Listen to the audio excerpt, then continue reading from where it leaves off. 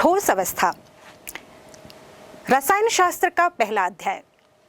कक्षा 11वीं में आप सभी ने द्रव अवस्था और गैसीय अवस्था के विषय में विस्तार से जान लिया है। कक्षा 12वीं में हम ठोस अवस्था के विभिन्न गुणों के बारे में विस्तार से जानेंगे। जैसा कि आप सभी जानते हैं, पदार्थ की तीनों अवस्थाओं ठोस, द्रव और गैस में से हम सबसे ज़्यादा ठोसों के संपर्क में आते हैं। चाहे हमारे रोजमर्रा की ज़रूरतों की बात हो, दैनिक जीवन की ज़रूरतें हों या फिर औद्योगिक महत्व की बात हो, हमें भिन्न भिन्न कार्यों के लिए भिन्न भिन्न प्रकार के ठोसों की आवश्यकता होती है।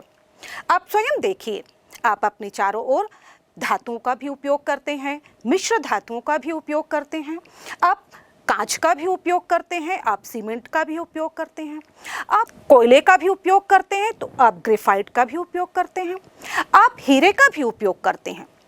क्या आपने कभी सोचा कि ये सभी ठोस होते हुए भी एक दूसरे से इतने भिन्न क्यों हैं? इनकी भिन्नता का कारण है इनके अवयवी कणों की प्रकृति तथा इनके बीच बंधने वाले आबंध। इसीलिए हमें भिन्न भिन्न प्रकार के ठोसों की आवश्यकता या ठोसों के अनुसंधान के लिए हमें ठोसों की संरचना का ज्ञान होना अत्यंत आवश्यक है। इन ठोसों की संरचना तथा इनके गुणों में एक सहसंबंध होता है और इस सहसंबंध के अध्ययन के द्वारा ही आज विभिन्न प्रकार के वांछित गुणों वाले ठोसों की खोज संभव हो पाई है।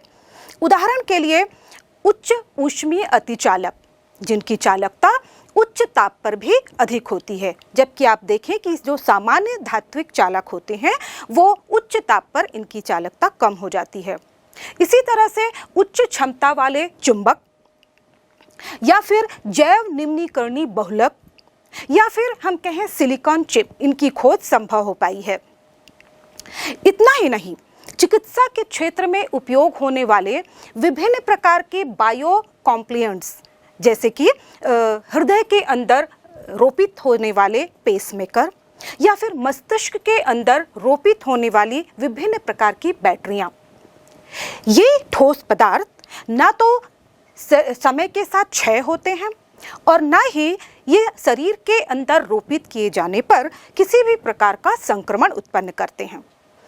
तो आप समझ ही गए होंगे कि ठोसों के या वांछित प्रकार के ठोसों का ज्ञान प्राप्त करने के लिए हमें इनकी संरचना का ज्ञान होना कितना आवश्यक है। इस ठोस अवस्था अध्याय के अंतर्गत हम ठोसों के बहुत से गुणों, जैसे कि ठोसों के सामान्य अभिलक्षण, ठोसों का वर्गीकरण, विभिन्न प्रकार के क्रिस्टल जालक, इकाई कोशिकाएं या फिर विभिन्न प्रकार के ठोसों में पाए जाने वाले संकुलन, विभिन्न प्रकार की रिक्तियां, विभिन्न प्रकार के संकुलन क्षमताएं, ठोसों के विभिन्न अपूर्णताएं तथा ठोसों में पाए जाने वाले इनके कुछ विद्युतीय या चुंबकीय गुण, इन सब के विषय में विस्तार से जानेंगे। तो चलिए सबसे पहले हम जानते हैं ठोसों के सामान्य अभिलक्षण। बच्चों, ठोस या किसी भी पदार्थ की अवस्था सामान्य ताप एवं दाब पर कौन सी अवस्था स्थायी होगी, ये दो विपरीत कारकों पर निर्भर करती है। एक तो है इन पदार्थों में जो अवयवी कण हैं उनके बीच बनने वाला अंतर आणविक आकर्षण बल और दूसरा ऊष्मीय ऊर्जा। ये दोनों ही गुण एक दूसरे के विपरीत होते हैं। जहां अंतर आणविक आकर्षण बल विभिन्न अणुओं को पास रखने की कोशिश करता है, वहीं ऊष्मीय ऊर्जा उन्हें गति प्रदान करके उन्हें दूर या फैलाने की कोशिश करती है। लेकिन जब तापमान काफ़ी कम होता है, उस स्थिति में ऊष्मीय ऊर्जा का मान कम हो जाता है और ऐसी स्थिति में जो अंतर आणविक आकर्षण बल है वो अधिक हो जाता है और फलतः जो अवयवी कण हैं वो काफ़ी पास पास हो जाते हैं, जिससे उनकी एक निश्चित स्थिति बन जाती है और इस अवस्था को हम ठोस अवस्था कहते हैं। लेकिन इस अवस्था में भी जो अवयवी कण हैं अपनी माध्य स्थिति के चारों ओर कुछ दोलन कर सकते हैं।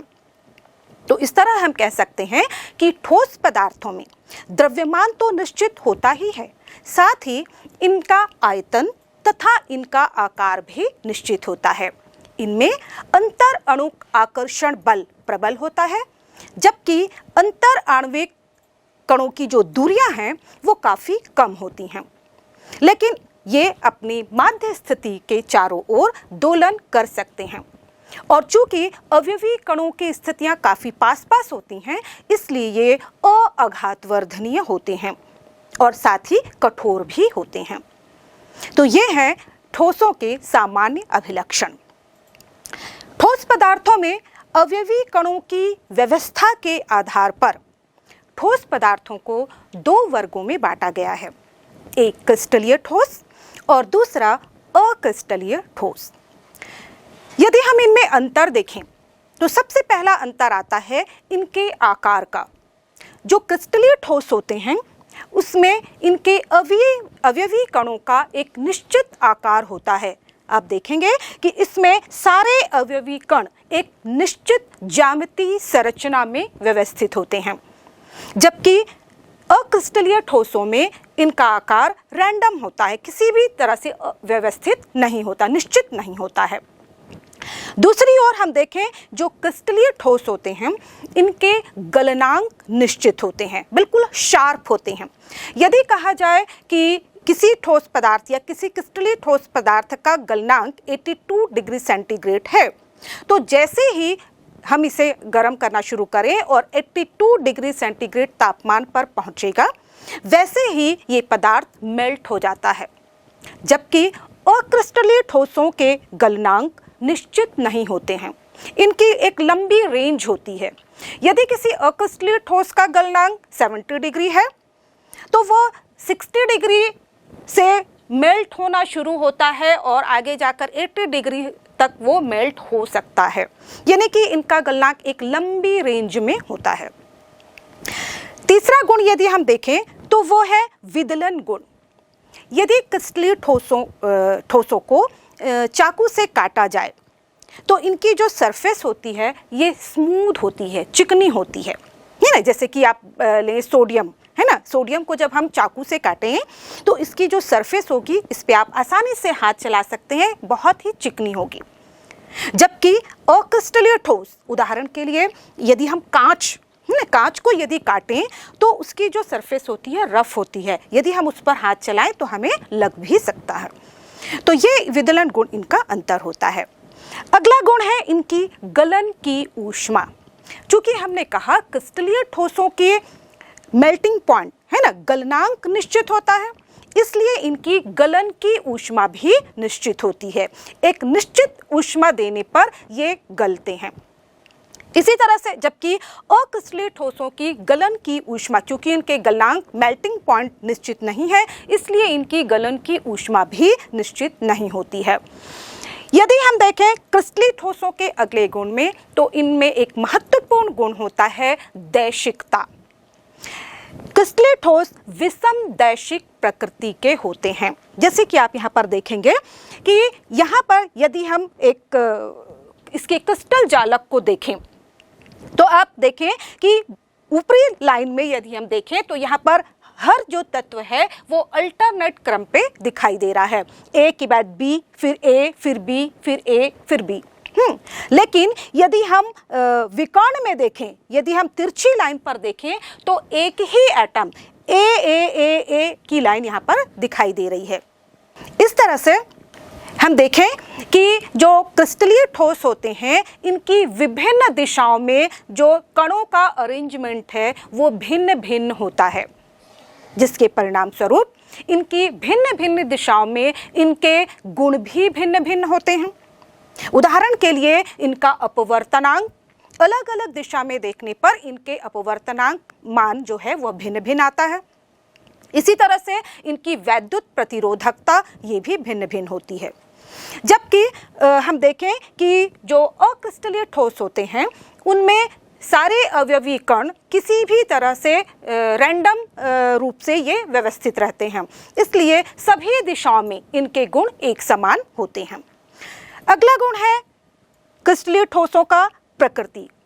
वास्तव में जो क्रिस्टलीय ठोस हैं वो ही ट्रू सॉलिड होते हैं, जबकि अक्रिस्टलीय ठोस ठोस ना होकर अति शीतित द्रव या जिसे हम कहते हैं सुपर कूल्ड लिक्विड के रूप में इनके गुण होते हैं। इसी तरह से हम देखें कि अवयवी कणों की प्रकृति, जो क्रिस्टलीय ठोस होते हैं इनके अवयवी कण जैसे कि हमने पहले ही कहा एक निश्चित ज्यामितीय संरचना में होते हैं और ऊपर से नीचे पूरे पदार्थ के जितना उसका क्रिस्टल लैटिस होगा, है ना, उसमें हम देखें तो पूरे समय हर जगह पर हमें एक निश्चित संरचना दिखाई देती है। जबकि अक्रिस्टलीय ठोसों में यदि कुछ समय तक रेगुलर अरेंजमेंट दिखेगा भी तो कुछ समय के बाद ये फिर से इर्रेगुलर हो जाता है ना, यानी कि ये लघु परासी होते हैं, जबकि क्रिस्टलीय ठोस दीर्घ परासी होते हैं। इसके बाद हम देखें कि सबसे बड़ा जो गुण है क्रिस्टलीय ठोसों का, ये क्रिस्टल लैटिस क्रिस्टल जालक का निर्माण करते हैं, जबकि अक्रिस्टलीय ठोसों में ये गुण नहीं पाया जाता है।